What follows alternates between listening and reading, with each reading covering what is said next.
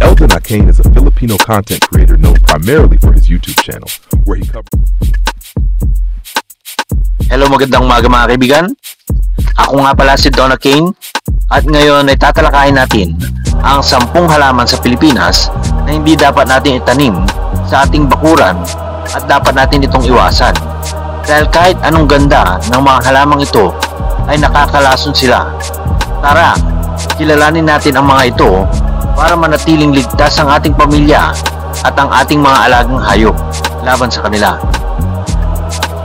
Ang unang halaman sa ating listahan kaibigan ay ang Dieffenbachia o damkane. Makikilala natin ang halamang ito sa malalaki nitong dahon, may puti at berdeng batik. Ngunit ang katas ng halamang ito ay nagdudulot ng matinding pamamaga ng bibig at lalamunan kapag nainom at nanguya.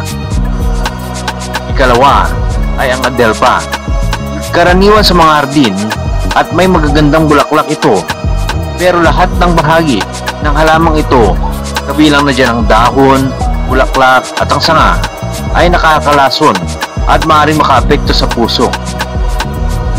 Susunod ay ang tuba-tuba. Madaling makita sa mga bakuran. Ang buto at katas ng halaman na ito ay nagdudulot ng matinding pagsuka at pananakit ng tiyan. Ikaapat ay ang castor bean.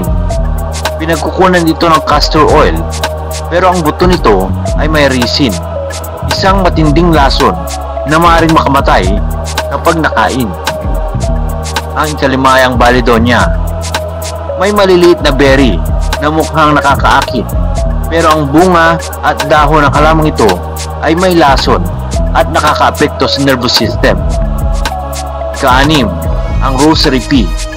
Makikilala ang mga ito sa pulang butil na parang beads. Napakaganda para sa palamuti, ngunit may abrin na mas nakakalason kesa sa resin.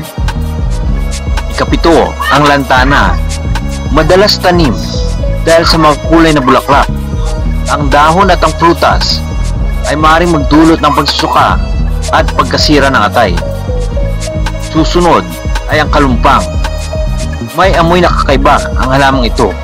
Ang buto nito ay nakakalason at dapat iwasan ng mga bata. Susunod ay ang yellow oleander. Kamag-anak ng adelpa.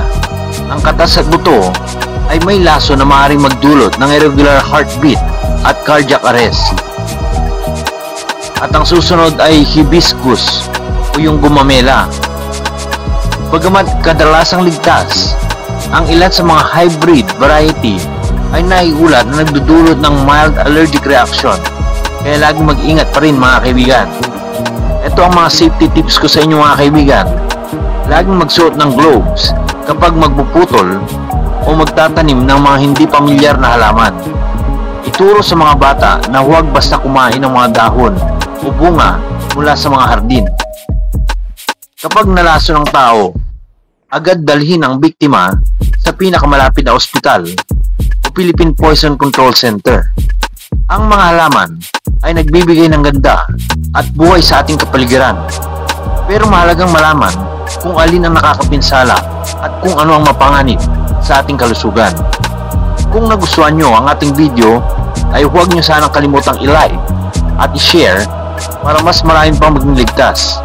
Hanggang sa susunod mga kaibigan, and that's all for now. And as always, have a nice day, everyone.